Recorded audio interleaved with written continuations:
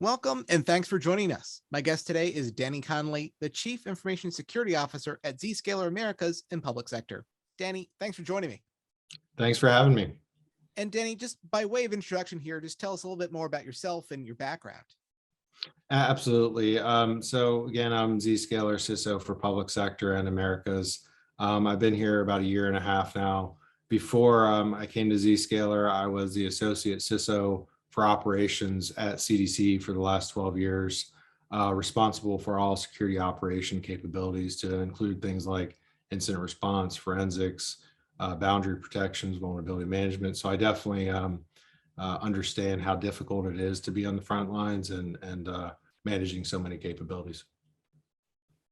Okay, and just to jump into it here, understandably, every agency's zero trust journey is going to look a little differently here, but I imagine there's some common challenges that agencies face in implementing the zero trust plans. Why don't you run through some of those for us?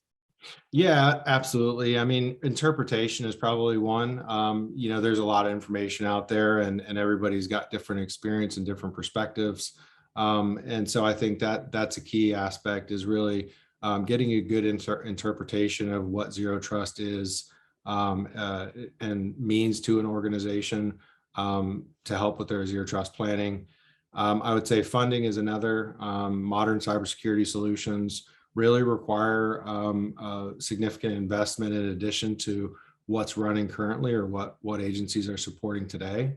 You can't just turn everything off and one night, buy everything else. So there is a significant amount of investment that has to happen. So I'd say the second thing is really that funding.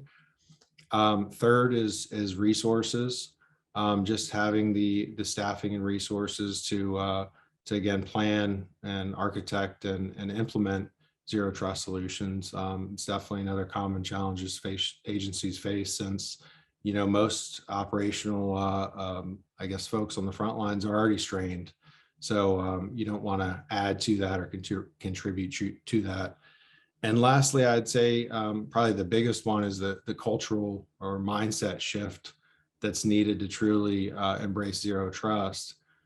We've all been operating over the last 10, 20 years with from a security perspective, very difficult to breach outside, right, with DMZs, and then you have your internal network with, pretty much flat network. So once you're inside, you're able to go everywhere. Well, zero trust shifts that approach to now connecting users to applications and having default deny. And that's a significant shift for everyone, users, IT staff, security, folks investigating incidents. I mean, you really have to do things a little differently. So I'd say that cultural mindset shift is probably the biggest challenge agencies face today. Okay, well, let's pull on that thread a little bit more. You mentioned the cultural shift that's needed for zero trust to get off the ground here.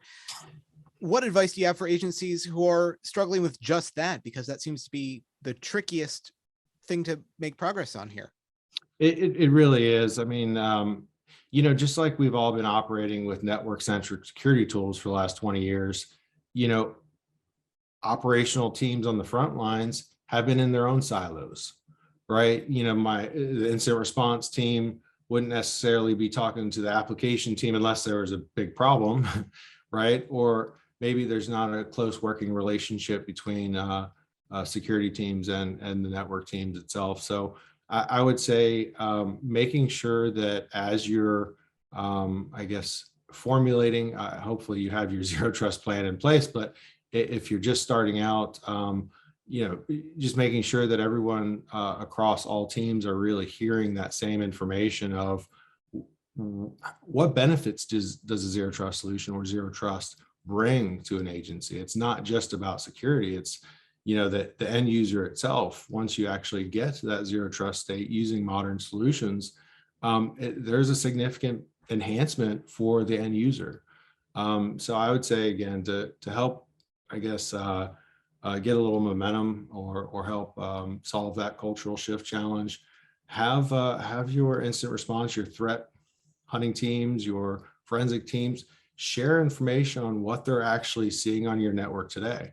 What threats are actually on your network, because sometimes application teams and network teams, they don't get a security focused project. But once you show them, hey, this actually happened, it's not that this might happen, it helps kind of alleviate that roadblock. Now, of course, zero trust is not just a nice to have. This is a need to have, specifically a need to have under the Biden administration's executive order on this. And I think that really set a tone from the top in terms of the priorities here. How do you advise agencies to take that first step in their transformation, recognizing that, again, everyone's a little bit different on the learning curve here?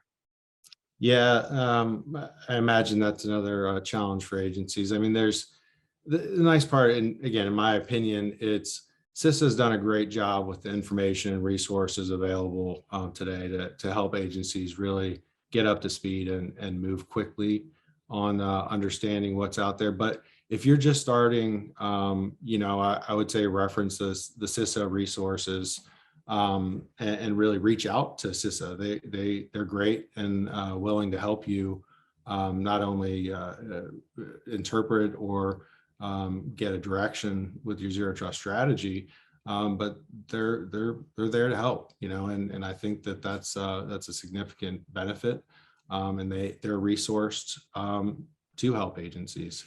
The executive order, the OMB mandate, TIC 3.0, NIST 800-207, they're all great resources. And they're all aligned, right? Even though the mandate is probably what everybody's is truly focused on right now. All of that ties together, and just getting a good understanding of that material and leveraging the CISA training that's available, I think will really help. Right. And just recognizing that agencies are not going it alone here. They have that community that you mentioned. And I imagine, Zscaler also can bring a lot to the table in terms of solutions and support.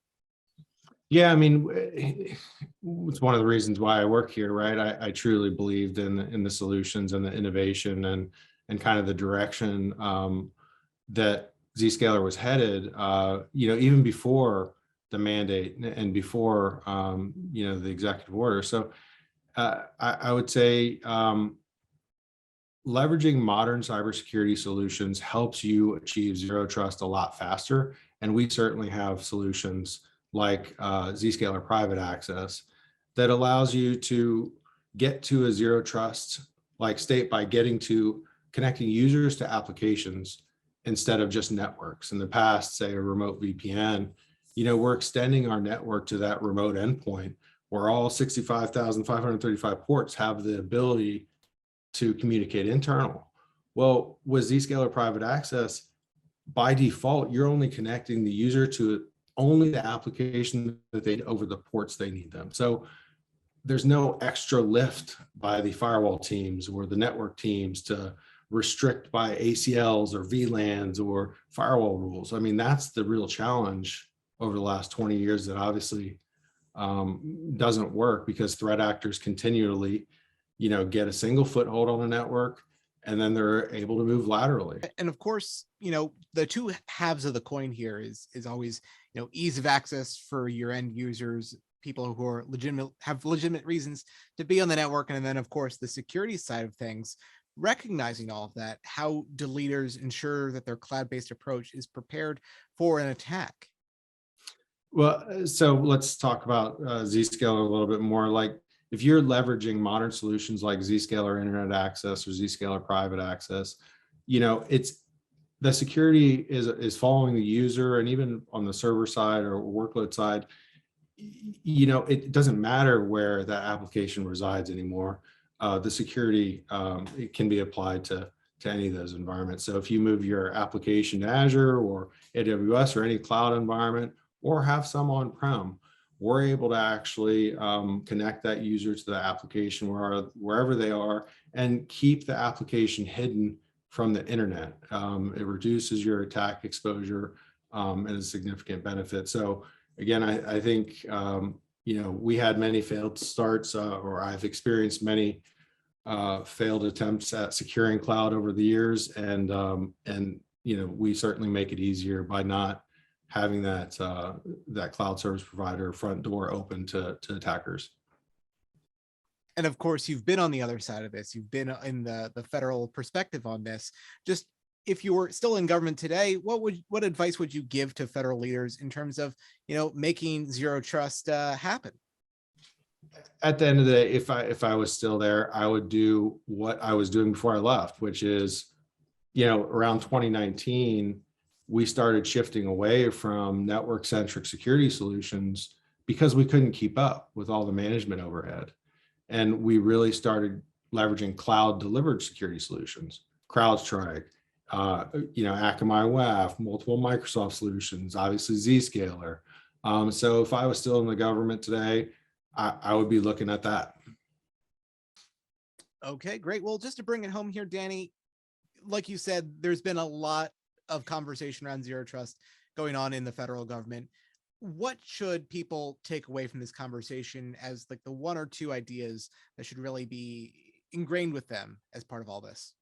Yeah, I would say the two key aspects are, leverage modern cybersecurity solutions. It's not sustainable to implement security solutions that we've all been using over the last 10, 12 years. And second is, it's everybody's responsibility to help with that cultural mindset shift. Share information with people that you might not typically share information with. Whether, again, there's so many different teams that are involved in agency zero trust journey. So break down those silos between teams and start communicating. All right. Well, Danny, thanks again for your input here. I'd like to thank today's guest, Danny Connolly, the Chief Information Security Officer at Zscaler Americas and Public Sector. I'm your moderator, Jory Heckman, and you're listening to Federal News Network. Now let me send you back to the studio for more on the Zero Trust Cyber Exchange.